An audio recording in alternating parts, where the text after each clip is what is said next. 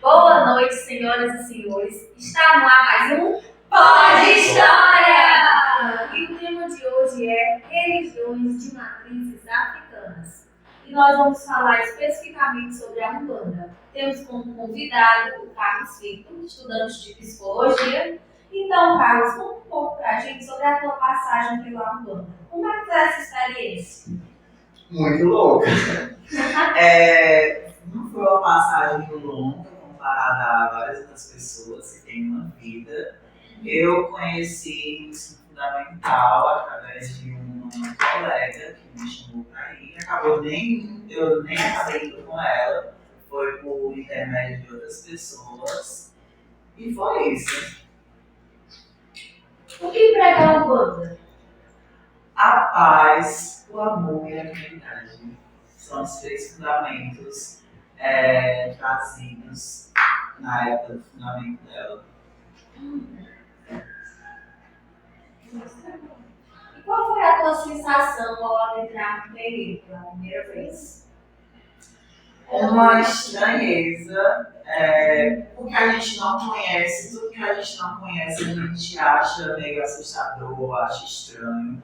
E o barulho, o som do tambor, e pessoas dançando, até então incorporadas, e a gente não entendendo muito bem o que está acontecendo. E foi isso. Muito novo, né? Sim. E depois de outras visitas? Aí eu fui entendendo o que se tratava os fundamentos, o que era cada coisa, o que é o som que toca, o que é a bebida, que é bebida, o que são as roupas, porque existem, linhas dentro da Umbanda que é chamada de falante. Então, existe festa de determinada linha, como por exemplo de marinheiros. Então, geralmente, os homens são de roupa branca, no chapéuzinho de marinheiro, as mulheres são de roupas mais claras. Aí existe gíria como, por exemplo, dos povos nativos, de espíritos indígenas. Aí já vão usar um cocar, os homens já vão ficar sem blusa, só de calça, já vão fumar um cachimbo. É bem interessante. E que aspecto dessa religião mais chamou a atenção?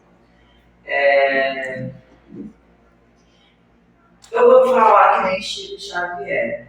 Se tivessem me dito que fora da Umbanda não existe salvação, provavelmente eu nem teria passado por lá. Mas a Umbanda diz que fora da caridade não há salvação. E é isso que eu acredito, porque eu sou uma coisa meio Lilian Andrade, então eu sassaricado em cada uma das religiões que existem, porque eu sempre fui muito disso, tenho curiosidade, vou atrás conheço. Absorvo o que eu acredito que é bom para mim e o que eu acredito que não é bom, existe filtro para isso. Então a gente vai filtrando as informações, os conhecimentos passados. Aquilo que acrescenta e aquilo que não acrescenta. E durante esse período de experimentação, você sofreu algum preconceito? Sofre porque a gente, se falar, querendo ou não, as pessoas olham com um olhar estranho pra gente.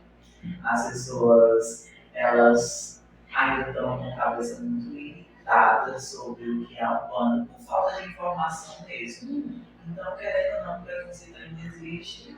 E ainda assim não é um assunto que existe naturalidade, como eu falar. Ninguém chega em casa hoje dizendo: mãe, sou umbandista, e amanhã tudo bem. Ou os professores, porque na própria questão do trabalho também, a gente sempre tenta dar uma disfarçada, não falar sobre isso. Então é uma curiosidade meio velada dos teus grupos. Exato. Só os mais próximos sabiam que eu frequentava, que às vezes eu ia, porque eu nunca posso me dizer, fui da Umbanda, porque a Umbanda, querendo ou não, ela tem alguns fundamentos. Para você precisa passar pelo batismo, você precisa passar por lavagem de cabeça, aí tem os tombos que são rituais e tudo. E eu dei uma entrada, mas não para dizer sobre isso aqui, mas como uma forma de ir buscar conhecimento, buscar evolução. Porque é isso que eu acredito que você tem que fazer dentro de todas as religiões. Você tem que buscar alguma coisa que lhe acrescente, alguma coisa que lhe preenche. Você já se sentiu intimidado em falar sobre a sua curiosidade pela banda? Total! Porque, querendo ou não, como eu já falei, é uma coisa que as pessoas têm preconceito. Porque as pessoas não sabem o que é.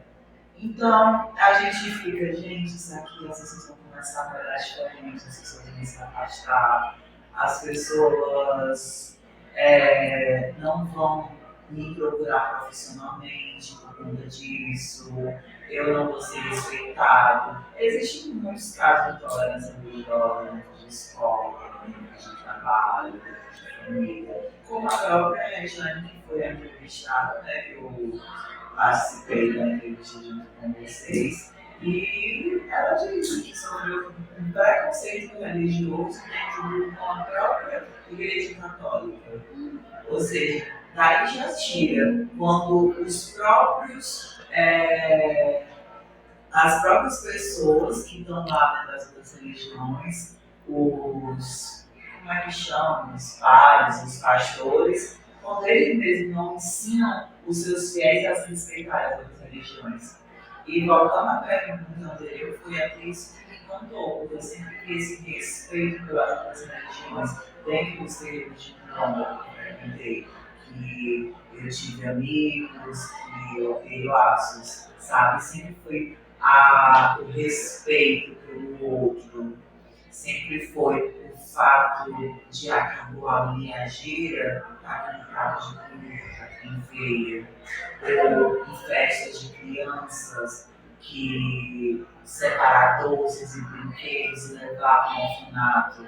Sempre foi isso que me encantou muito para a Umbanda, a caridade, porque esse é o grande fundamento para a Umbanda. Eu queria fazer uma pergunta que acho que todas as pessoas têm curiosidade até ao mesmo tempo.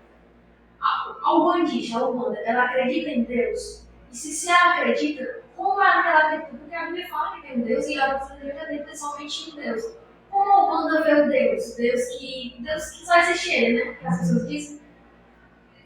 A Umbanda, ela é uma religião monoteísta, ou seja, ela só acredita em Deus.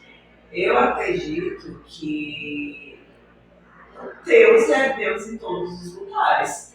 E as pessoas só têm interpretações diferentes sobre o que é Deus, entende? Sobre o que ele gosta, sobre o que ele aceita e sobre o que ele não aceita. O Deus que não é da Umbanda, porque o Deus não é de nenhuma religião, ele não tem dono, ele é livre. Deus é amor, acima de tudo. Deus é respeito, Deus é evolução, Deus é caridade, Deus é luz. E é isso. Eu pergunto. Você acredita na Bíblia? Sim, a Bíblia é um livro sagrado. Até porque a Umbanda sofre a influência do catolicismo. Então não tem como a gente, os umbandistas e as pessoas que participam, não vou falar por todos também, porque existem diferentes doutrinas de Umbanda. Então não existe, claro, como em igrejas que cada uma tem um fundamento, porque a Assembleia é de uma forma, a Getsêmani é de outra, do mesmo jeito são os terreiros de Umbanda. Cada um tem a sua maneira de ver, mas existem muitos terreiros que acreditam na Bíblia, só que com algumas modificações, porque esse livro ele também tem interpretações diferentes. Então a Umbanda tem a sua interpretação sobre o que estava escrito, só que ela não é fundamentada a partir desse livro, mas não deixa de ser um livro importante, um livro sagrado. E que algumas casas não entendam o valor desse livro, sabe? Carlos, você conhece muitos praticantes de Umbanda na sociedade? Vamos lá. Sim, até pelo fato de eu ser LGBT e a Umbanda ser uma religião que acolhe essa comunidade, na comunidade LGBTQIA+, existem muitos umbandistas. Ultimamente, não posso falar e generalizar, posso falar pela minha vivência, mas geralmente os LGBTs que eu estou conhecendo ultimamente, todos dão uma sassaricada pelos terreiros também. E é sobre. Meus queridos, no primeiro bloco nós tivemos a participação do Carlos Vitor, que contou pra gente sobre a experiência dele na Umbanda. E agora nós iremos apresentar uma entrevista realizada com a Mãe de Santo em preparação. Essa entrevista foi realizada pela Rose e pelo David. E a nossa colaboradora, né, é a Regiane. E vocês vão conseguir entender um pouco, através dos relatos dela, como é que se dá essa religião, quais são os aspectos e os fundamentos mais importantes.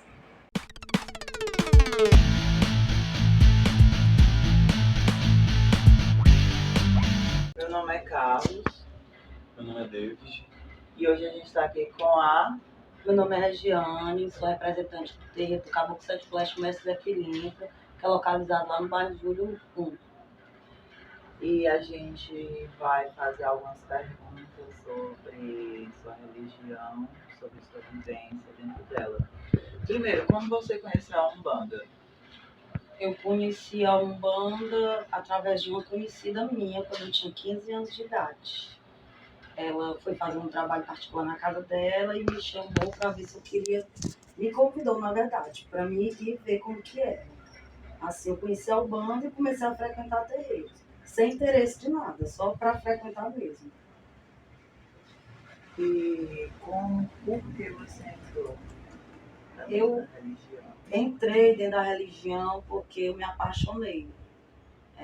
Eu fui num terreiro do meu primeiro pai de santo, que é o Neri, né? Aí eu fui lá resolver um problema de uma prima minha e eu me apaixonei pelo que eu vi lá.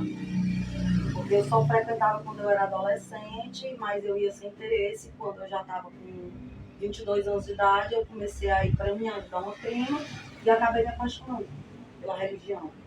Me apaixonei pelas entidades, me apaixonei por tudo que tem nela, na verdade. E há quantos anos você está dentro da religião? Você é um budista? Na base de 22 anos, 23 anos. E o que é a Umbanda em si? O que é a religião? A Umbanda, ela é representativa de 3 religiões. Do Espiritismo, do Catolicismo e do Candomblé. É a mistura das 3 religiões em uma só. O Espiritismo, por quê? Porque envolve espírito de pessoas que já viveram na Terra. Eles voltam como espírito de luz evoluídos para que a gente possa trabalhar com eles. Catolicismo, por conta da crença do catolicismo, das imagens católicas que os escravos usavam para esconder dos seus senhores. E o Candomblé é os orixás, que vieram da África junto com os negros, e na Umbanda a gente também cultua os orixás. Não igualmente ao Candomblé, mas cultuamos.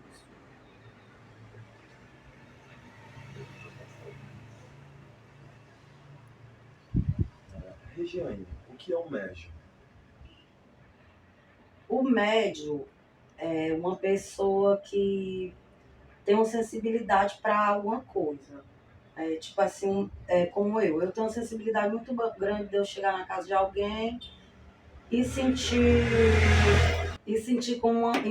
energias negativas. Tanto energias negativas quanto energias boas também. Não só as negativas, mas sim as energias boas também. Tem médium que tem sensibilidade para energia, tem médium que tem visões, que são os médios que veem as entidades, as próprias entidades, que veem pessoas que já morreram. Tem o médium que psicografa, que é o que escreve carta, que é a mesma coisa que tem no espiritismo, né? E tem o médium que trabalha só com a cabeça, que esse é chamado combone. Dentro da Umbanda, ele é chamado de combone. Né? Ele está ali, ele não desenvolveu a sua mediunidade para trabalhar com a entidade, mas ele trabalha com a mente dele, pedindo todas as coisas boas, porque o foco, na verdade, dentro da Umbanda, vai muito pela cabeça da pessoa. Se você não tem fé e você não tem o seu pensamento firme, você não consegue nada. Então, tudo isso se baseia no médium. O que é um pai de santo ou uma mãe de santo? Um pai de santo, ele é aquela pessoa que cuida de outros médios que estão iniciando na Umbanda, se preparando para aquele futuro, para que algum dia ele possa ser um pai ou uma mãe de santo também. É aquela pessoa que lhe dá a mão, aquela pessoa que lhe ajuda, que lhe acolhe, que lhe protege, que lhe dá conselho.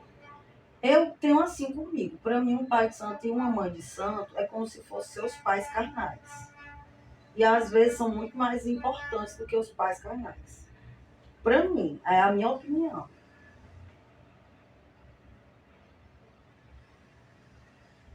Assim, na sua visão, o que são as entidades e você poderia citar algumas? Na minha visão, as entidades são seres não, são espíritos que foram evoluídos quando viviam na Terra, que faleceram, que morreram, e lá para onde eles foram, receberam a evolução. Receberam esse caminho para que eles voltassem à Terra, para que ajudasse outras pessoas. Como o seu Zé Pilintra, que é o mais conhecido na Umbanda, né? Tem o Caboclo Negro Gesso também, esses são entidades mestres chamadas na Umbanda. Tem os Preto Velhos, Mãe Maria, Pai Joaquim, Pai Benedito, como são vários. Tem os Herês, que são espíritos de crianças, que vêm para adoçar a vida das pessoas, para muitas vezes tirar muitas pessoas da amargura, como muitas pessoas têm, né? E um herê vindo, às vezes dá um bombom para aquela pessoa, a pessoa come, a pessoa se sente mais doce, mais alegre, mais firme na vida. Os pretos velhos trabalham na base da cura, que são espíritos de pessoas que morreram, principalmente os escravos, né, que morreram já velhos, que sofreram muito. Então eles tiveram a chance de voltar à Terra para poder ajudar outras pessoas.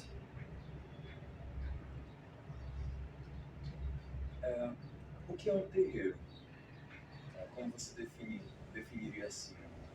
Um terreiro é um templo, é um templo de oração.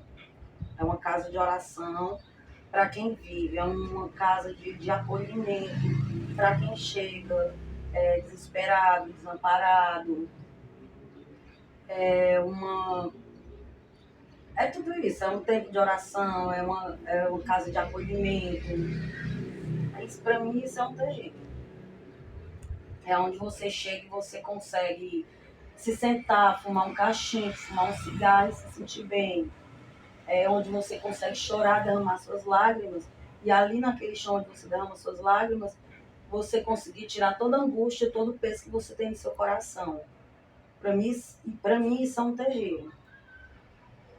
Pronto. E dentro da simbologia, o que o cachimbo significa? Porque nas festas tem a questão da bebida, do cigarro, do cachimbo, o tambor. O que são esses instrumentos, assim? A importância deles? O cachimbo, ele simboliza muito a questão dos pretos velhos antigos, porque eles fumavam, né? Quando viviam na Terra. Então simboliza muito eles. Mas as entidades em si fumam para descarregar a matéria da pessoa que está incorporada, descarregar as pessoas que estão na corrente. Para isso que a gente usa o cachimbo. E o tambor, ele serve para o toque. Os toques dos índios, como tinha, que a gente também é simbolizado nos índios, né? A gente tem muito dos índios na Umbanda. Então tem aquele toque de aldeia que os índios faziam quando eles viviam nas tribos dele. A gente também usa o toque de aldeia. Simboliza o samba dos malandros, que vem da boemia, o samba dos mestres que vem para dançar. também simboliza a chamada das entidades, também ajuda a chamar uma entidade para perto de você.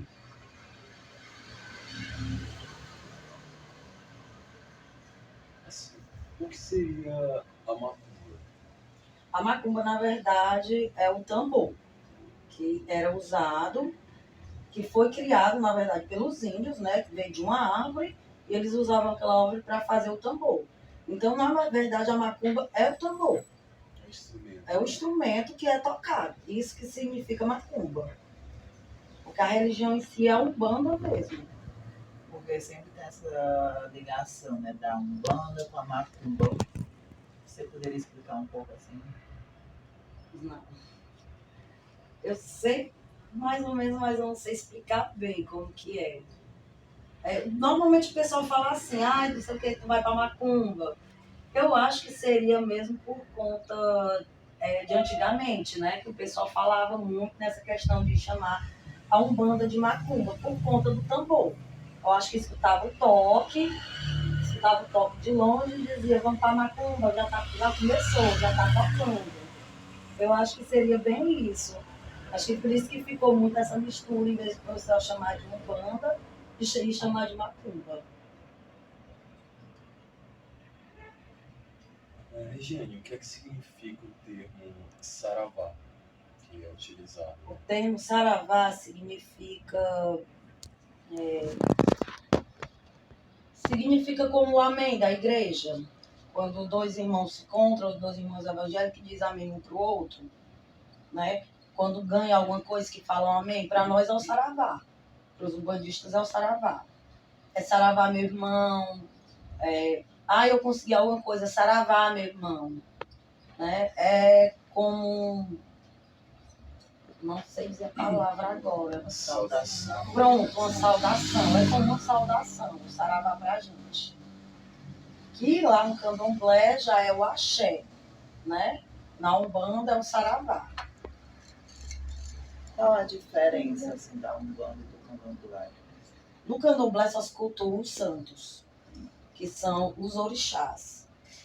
Os mais conhecidos, que são Iansã, Xangô, Oxum, Oxóssi, o orixá Exu, que todo mundo confunde com o Exu da Umbanda. E tem outros orixás, da Oxalá, né, também. Na Umbanda se cultua as entidades, que são espíritos de pessoas que já morreram. Essa é a diferença maior que tem. E os orixás, no caso, não passaram por essa morte? Não, até onde eu sei, não. Até onde eu sei, os orixás vieram junto com os negros da África, né? Que eles já cultuavam lá essas entidades como deuses. E quando vieram para o Brasil, que eram várias tribos diferentes na África, né? Quando vieram para o Brasil, se juntaram, todas as tribos, e começaram a cultuar, cada tribo começou a cultuar o seu orixá juntamente à outra tribo, onde teve essa junção dos orixás aqui no Brasil. Porque lá na África, os orixás eles eram cultuados separadamente. Hoje eu não sei se ainda é, porque eu ainda não fiz uma pesquisa sobre isso, mas até onde eu sei era assim. E aqui no Brasil eles começaram a cultuar todos juntos, porque ficaram todos presos juntos, né? Então acho que assim, eles resolveram reunir as forças dele para pedir paz, para pedir que aquilo tudo se acabasse com ele, né? Foi isso que, para mim, na minha opinião, foi isso que aconteceu. Pronto, Regiane. Como você se tornou mãe de santo? Eu, na verdade, ainda não sou mãe de santo. Eu estou me preparando para isso. Eu tive uma trajetória na minha vida com o meu primeiro pai de santo, saí da casa dele. E tive o meu segundo pai de santo, que Deus levou. E agora eu estou na minha trajetória com a minha mãe de santo, mãe Jaila, lá em Fortaleza, e estou na preparação para a mãe de santo ainda. Eu não sou. Certo. E como surgiu o seu problema? Ele surgiu após o falecimento do meu pai. Eu e meu marido, a gente queria muito ter um local onde a gente se sentisse bem, onde a gente chegasse e se sentisse bem, sentisse aquele acolhimento, sentisse aquele axé, sentisse à vontade mesmo. Mas a gente não encontrou. Não é que aqui em Itapoca não tem. Eu gosto de algumas pessoas aqui, de alguns terreiros, mas não senti aquele axé que dissesse assim, aqui é o teu lugar, aqui eu não encontrei, aqui em Itapipoca. Então eu e meu esposo, a gente resolveu colocar o nosso terreiro, a gente resolveu dar, como se diz o popular, dar a cara a tapa, né? Entrar e bater o pé no chão e colocar em só o nosso terreiro. Quantas pessoas participam da casa? Uns 12 pessoas. Sua família aceita tranquilamente? Não. Não, eu tenho uns primos que são evangélicos, porque na verdade a minha família ela é constituída, da parte da minha mãe, né? Ela é constituída por católicos e agora evangélicos. Então essa parte da minha família não quis aceitar no começo.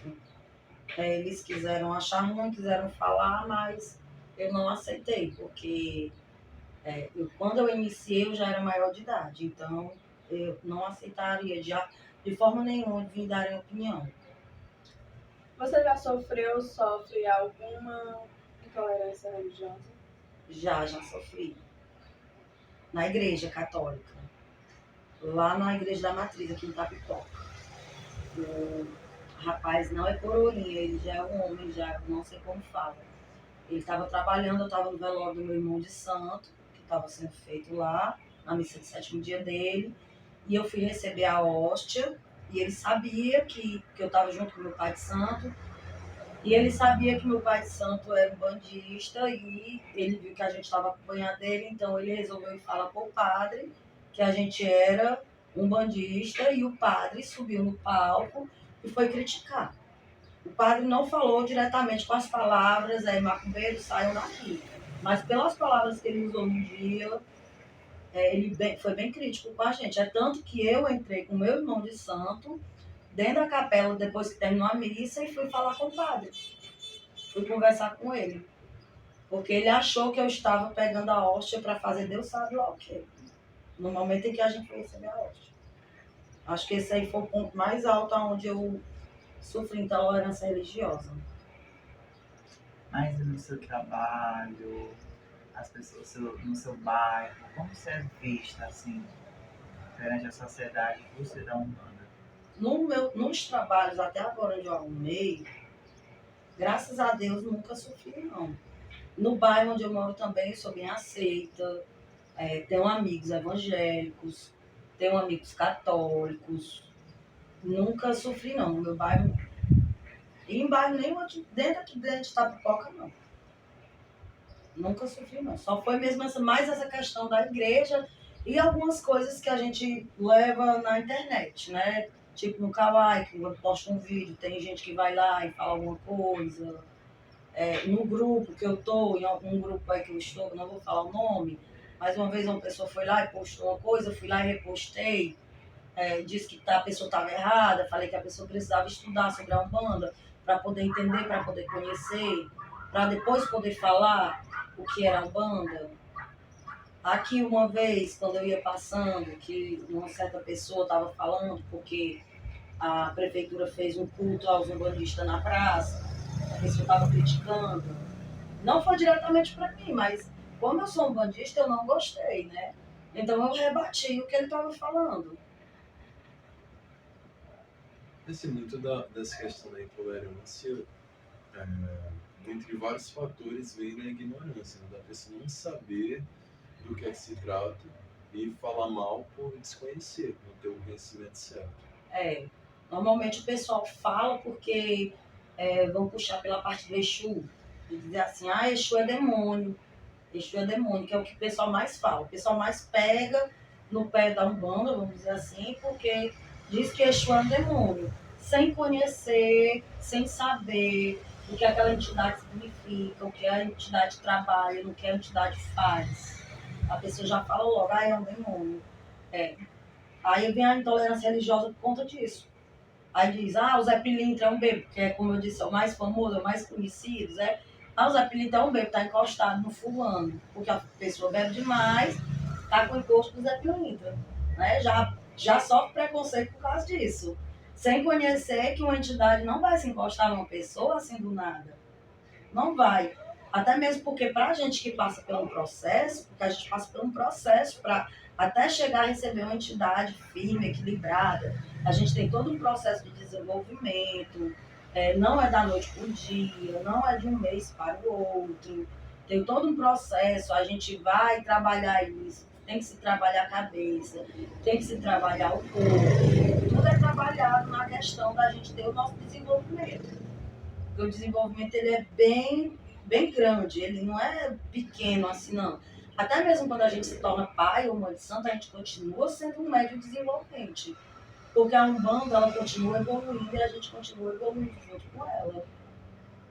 Pronto, falando sobre essa parte de estar encostado, da incorporação, né? O que é a incorporação, assim, dentro da Umbanda?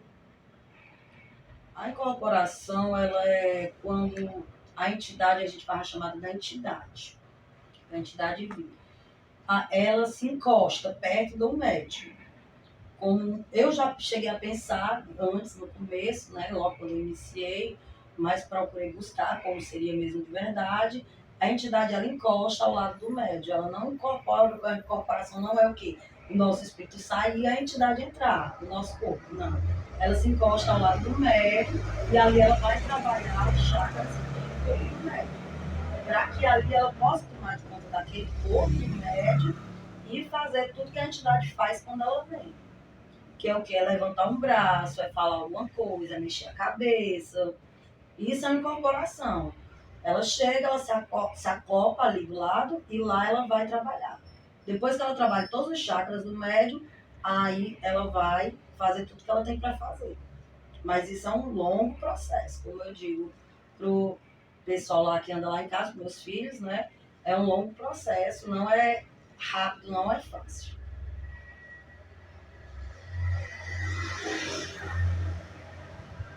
Obrigado, gente. Se você...